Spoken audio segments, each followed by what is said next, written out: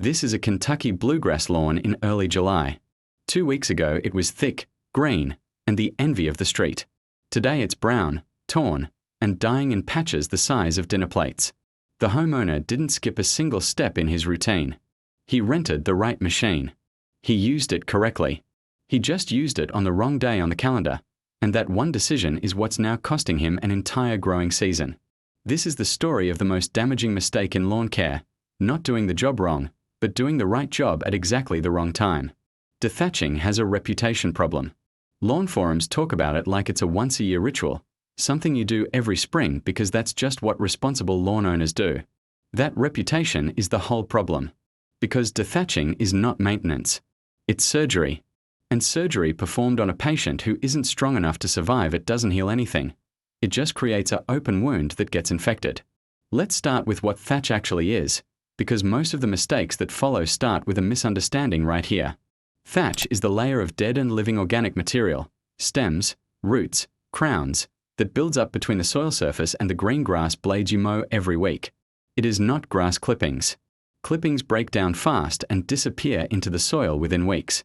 Thatch is denser, tighter, and far more stubborn, and a thin layer of it is actually good for your lawn.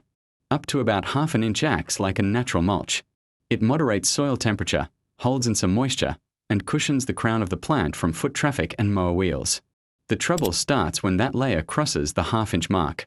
Once it does, thatch stops insulating and starts smothering. Water beads up on top instead of soaking through. Fertilizer sits on the mat instead of reaching the roots. And the grass plant, sensing all this organic material right at the surface, starts growing its roots sideways into the thatch instead of down into the soil, where they belong. Now you've got a lawn with a shallow, fragile root system sitting on top of a spongy mattress of dead plant matter, and it will wilt in the first heat wave that hits while the neighbor's lawn barely notices. So thatch is real, and in the wrong lawn it's a real problem. But here's where homeowner number one, let's call him the guy with the July lawn, went wrong before he even pulled the dethatcher out of the truck. He never actually checked. He'd read that his lawn felt a little spongy underfoot. That was enough. He didn't pull a plug of turf to look at the cross-section. He didn't measure anything. He just assumed thatch was the issue because spongy is the word every article uses, and went and rented a power rake the same afternoon. If he'd taken 30 seconds with a garden trowel, here's what he would have found. Cut a wedge of turf about 3 inches deep, in a few different spots around the yard. Look at the slice. You'll see green grass blades on top, soil at the bottom, and between them a band of brown, fibrous material. That band is your thatch layer. If it's under ½ an inch, you don't have a thatch problem. You have a lawn that's doing exactly what it's supposed to do, and dethatching it will only tear up healthy crowns for no benefit at all. If it's pushing past 3/4 of an inch, now you've got a legitimate case. Skipping that 5-minute test is mistake number one, and it's the mistake that makes every other mistake on this list possible, because you can talk yourself into dethatching a lawn that never needed it in the first place. Let's say the test comes back and you do have real thatch. Maybe it's because you've got Kentucky bluegrass, which spreads through underground stems and is notorious for piling up thatch faster than almost anything else you can plant.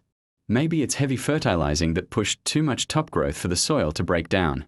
Either way, now thatch is confirmed, and now comes the part that actually destroyed our July lawn, timing. Here's the rule almost nobody explains clearly enough. Dethatching only works if the grass is strong enough to recover from it immediately afterward. A power rake or a verticutter doesn't gently lift thatch off the surface like a leaf rake. It drags metal tines or thin blades through the top of the soil, slicing into stems, nicking the crowns where the plant regenerates, and pulling up roots along with the thatch it's targeting. Done at the right moment, the grass shrugs this off in 2 to 4 weeks and comes back denser than before. Done at the wrong moment, that same damage doesn't heal.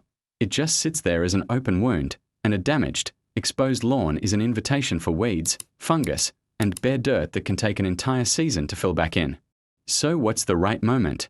It depends entirely on what kind of grass is under your feet, and this is where homeowner number one's mistake really comes into focus. He had cool season grass, Kentucky bluegrass, the kind that grows most aggressively in spring and fall and basically idles through the heat of summer. Cool season lawns do their healing in those 2 windows, early spring, right after greenup, or, even better, according to most turf agronomists, late summer into early fall, once the worst heat has broken. That fall window gives the lawn time to recover and thicken up before winter dormancy sets in. What cool season grass should never see is a dethatcher in the first week of July. That's the dead center of summer heat stress. The grass isn't actively growing. It's barely surviving. There's no spare energy in the plant to send to open wound repair, because all of it is going toward just not dying in the heat. So when the tines tore through his lawn, the grass had nothing left to rebuild with. The wounds stayed open. The exposed soil baked under full summer sun. And 2 weeks later, what should have looked like a stressed but recovering lawn instead looked like a crime scene. If his lawn had been a warm season grass, Bermuda, Zoysia, St. Augustine, summer would have actually been fine, because those grasses hit peak growth in late spring through early summer and can shrug off the disruption. That's mistake number 2, and it's brutal because it's invisible until it's too late, treating dethatch in summer or dethatch in spring as a universal rule, when the only rule that actually matters is whether your specific grass type is in its active growth window on the day you do it. Cool season grass goes in early fall or early spring. Warm season grass goes in late spring to early summer. Mixing those up doesn't just reduce your results, it actively damages a lawn that didn't need help in the first place. There's a third trap hiding inside that timing window too, and it catches people who actually got the season right. Let's say you're a cool season lawn owner and you correctly wait for September. You've done your homework. But you dethatch the week before a forecasted heat wave, or worse, the week before the first hard frost of the year. Both of those are functionally the same mistake as homeowner number one's July disaster. You've opened up wounds on a plant that won't have time to close them before conditions turn hostile again. Most turf specialists suggest staying at least 3 to 4 weeks clear of a frost date when you're dethatching in fall, and avoiding any dethatching job within a few days of a heat spike in either direction. Check the 10-day forecast before you commit to a date, not just the season on the calendar. Now, even with the right grass type and the right window, there's a fourth way to sabotage the job, and it has nothing to do with the calendar. It's about the dirt itself on the day you do it. Soil moisture matters more than most people think. Dethatch when the ground is bone dry and the tines don't slice cleanly through thatch. They tear and rip, taking far more healthy crown tissue with them than necessary. And dry, brittle grass crowns are far more prone to desiccation after the disturbance. Dethatch right after a heavy rain when the soil is saturated, and you risk compacting the wet ground further under the weight of the machine, undoing one problem while creating another.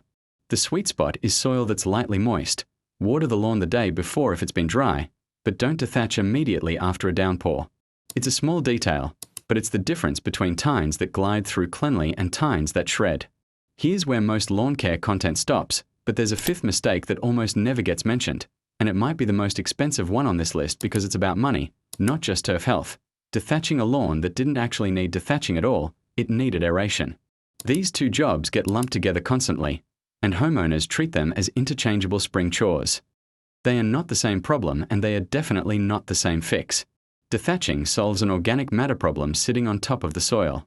Aeration solves a compaction problem inside the soil, when the dirt itself has been packed down so tightly by foot traffic, mowers, or heavy clay content that roots, water, and air can't move through it. The test for compaction is completely different from the thatch test. Take a long screwdriver and push it into the ground with firm, steady pressure. If it sinks in easily to 6 inches or more, your soil is fine.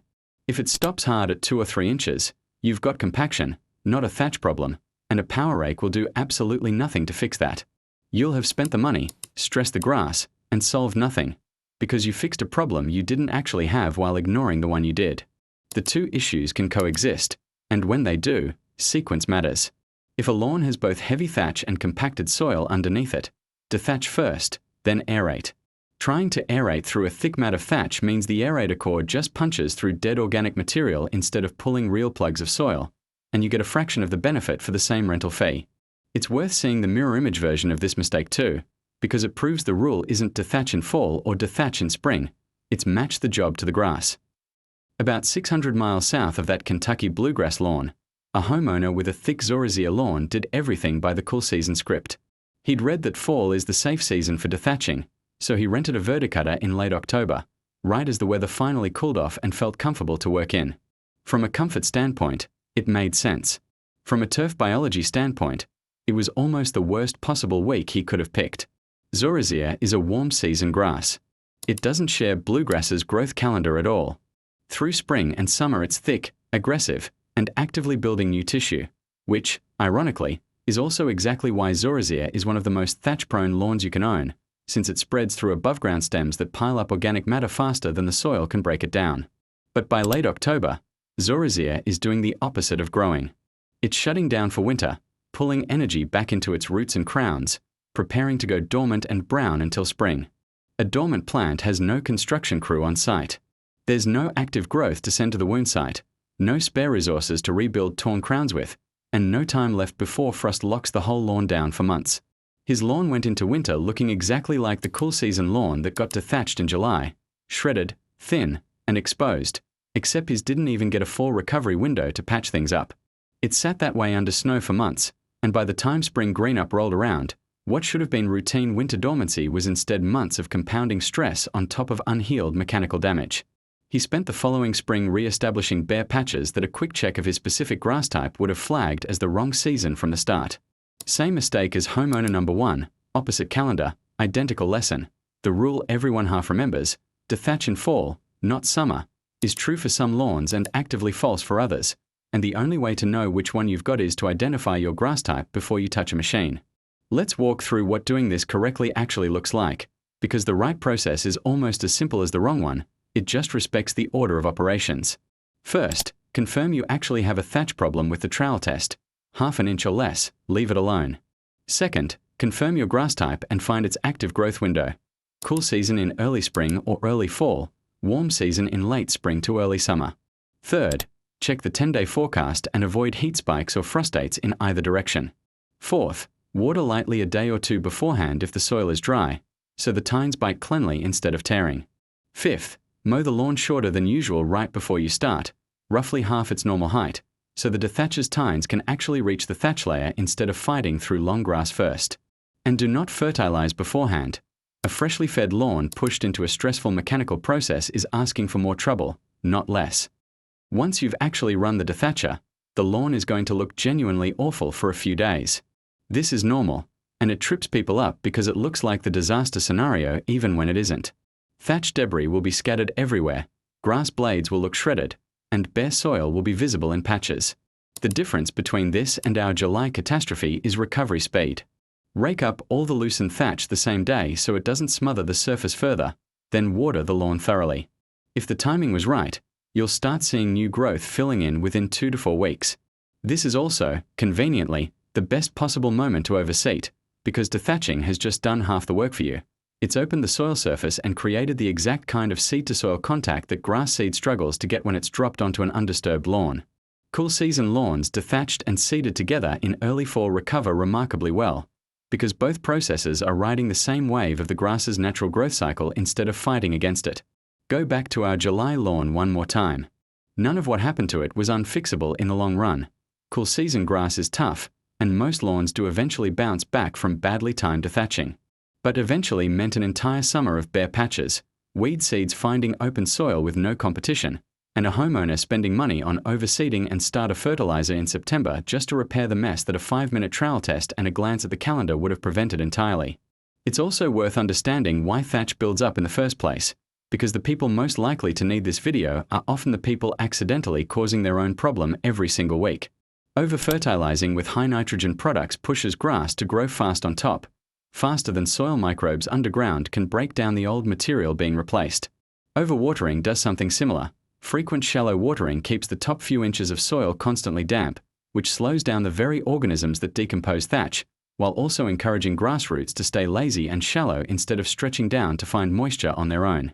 Infrequent mowing that lets grass grow long between cuts, then gets scalped back hard, also contributes, along with naturally thatch-prone species like Kentucky bluegrass, Bermuda, and zoysia, all of which spread through stems that build up faster than clump-forming grasses like tall fescue. None of this means you should panic and dethatch preemptively. It means the homeowners most likely to develop a real thatch problem are often the ones already overfeeding and overwatering their lawns, and fixing those two habits can slow the buildup enough that dethatching becomes a once every few years job instead of an annual one. That's really what separates good lawn care from bad lawn care. It's rarely about doing more. It's about doing the right thing at the right moment, on a lawn that actually needed it in the first place. Dethatch the wrong lawn, at the wrong time, in the wrong soil conditions, and you haven't helped anything.